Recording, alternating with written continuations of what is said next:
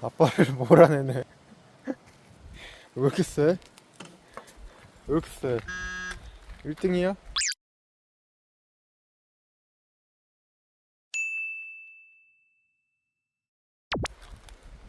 안녕하세요, 김줄수예요. 오늘도 은별 둔벙에 도착했습니다. 고즈넉하니 예쁜 풍경인데요. 오늘은 둔벙에 치어들을 넣은 지 딱 8일차. 가물쳐못을 처음 만들었을 때처럼 올 때마다 두근두근 막 설렙니다. 나무 쪼가리 빨아먹는 올챙이들은 이상무. 근데 오늘은 비가 온다고 해서 그런지 올챙이가 많지 않아요. 올챙이야 뭐 어디 가나 있는 거고 비단잉어를 찾아야죠. 딱 8일차밖에 안 됐는데 무지하게 커진 저 녀석들. 좌측에는 두 번째로 들어간 홍백인 듯한데 조그맣죠? 며칠 차이 난다고 크기 차이가 어마무시하게 나요. 와, 얘는 벌써 잉어 체형이 나오고 있습니다. 올챙이보다 아래쪽에 있는 걸 생각한다면 3cm는 훌쩍 넘을 듯. 와, 옆에 또 지나가요. 이거 뭐 올챙이가 자라는 건 보이지도 않을 정도로 잉어들이 압도적으로 빠르게 자라고 있습니다. 저는 사실 서울 촌놈이라 논을 이렇게 들여다보는 건 처음이고 그래서 모든 과정이 놀랍네요. 햇빛을 완전 직방으로 받는 논이, 거기다가 비료도 뿌려놓은 논이, 녹조가 전혀 없다는 건 새삼 놀랍습니다. 그만큼 생태계가 안정이 되어 있어서 여기 살고 있는 생물들의 균형이 잘 맞춰지고 있다는 그런 뜻이겠죠?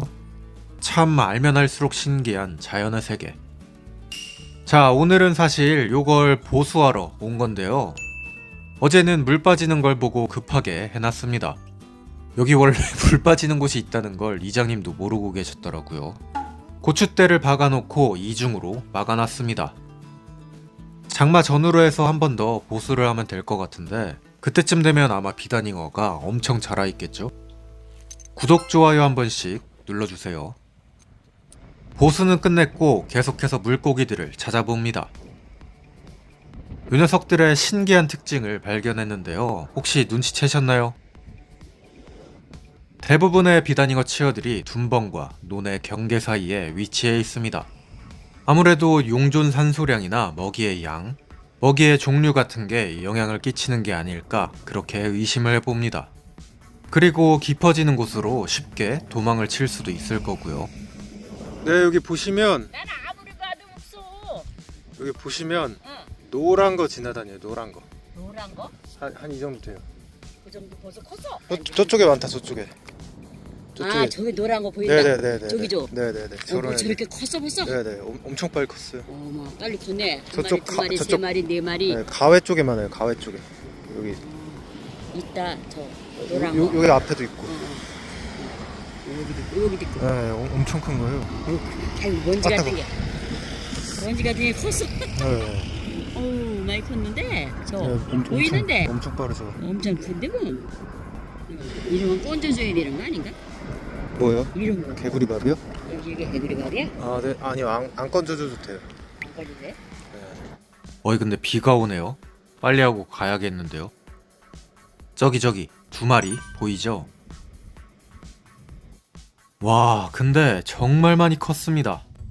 누가 봐도 비단잉어 치어예요. 와. 이렇게 등에 무늬가 나온 녀석은 소화 삼색인 것 같은데 그 일주일 전에 장구벌레 같았던 애들이 이렇게나 커진 거예요. 지금쯤 모기가 들끓을 시즌인데 얘네 장구벌레 엄청 먹을 겁니다.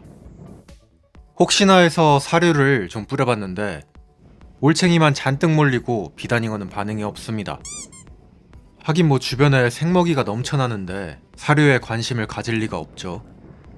자, 물고기는 이쯤 찾았으면 됐고 오늘은 비가 더 오기 전에 뭔가를 좀 해야 되는데요.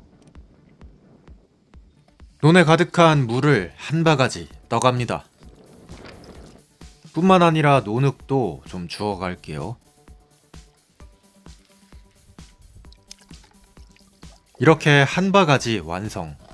이 흙탕물은 어디다 쓰려고 가져가는 걸까요? 짜자잔, 바로 옆에 위치한 은별 연못입니다. 이 연못은 지금 물을 채운 이후로 아무것도 하지 않고 물만 받아놨어요. 또 구멍 뚫리는 거 아닌가 걱정을 엄청 했는데 다행히도 물수위는 일정합니다. 이거 막 꿈에도 나오고 노이로제 걸릴 듯. 그런데 연못 안에는 현재까지 아무런 생물 없이 똑같이 유지가 되고 있어요. 좋기 몇백 년은 된 거대한 밤나무가 빛을 거의 다 가리고 있어서 청태가 조금씩 끼긴 하지만 녹조는 아직 걱정할 수준은 아닙니다. 물벼룩의 알은 내구란이라고 불리는데 요건 몇 년이 지나도 부활을 할 수가 있거든요.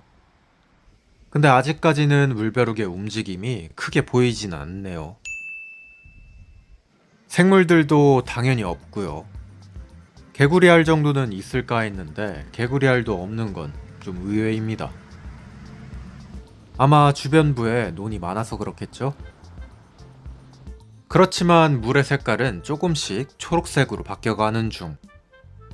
그래서 여기다가 논에서 가져온 흙탕물을 풀어줄 거예요. 이게 겉보기에는 아무것도 없는 그냥 흙탕물이지만 내부를 살펴보면 풍년새우, 물벼룩, 그리고 그것보다 작은 박테리아들까지 아주 드글드글 할 겁니다. 앞서 말씀드렸던 것처럼 논의 환경은 굉장히 안정이 되어 있기 때문에 그대로 연못에다 부어놓고 해당 생태계에 있는 미소 생물들을 연못으로 접종시켜 놓는 거예요.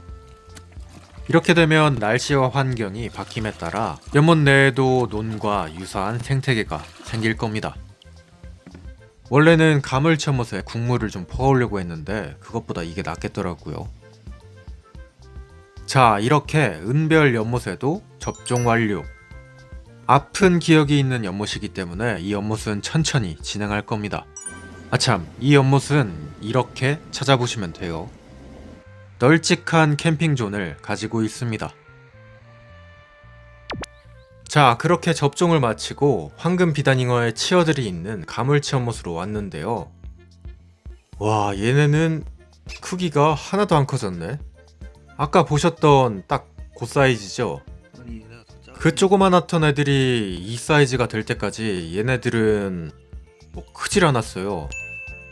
아무래도 이곳도 햇빛이 잘 들지 않아서 먹이가 되는 물벼룩이 많지 않기 때문이 아닐까 생각이 됩니다. 이제 자칫하면 논에 있는 애들이 더 커지기 때문에 가물치 연못에 있는 치어들도 잡아다 옮겨야겠어요. 이러다가 관계가 역전되면 또 골치 아파집니다. 다른 곳보다 2주 정도 늦은 이곳에는 이제서야 작약이 만발. 비바, 애들 괴롭히지 마. 작약은 소리 소문 없이 조용히 혼자 잘 크고 있네요. 죽이죠? 오늘도 여전히 M1 꼬기한테 구애 중인 어린 오리. 그리고 요즘 유독 예쁜 일리. 다들 잘 있습니다. 예, 하지 마. 자, 오늘의 영상은 여기까지 보여드릴게요. 감사합니다. 김주일스였어요. 뿅. 와, 오늘은 공작 부인까지 같이 와 있네요. 대단하다, 너네도.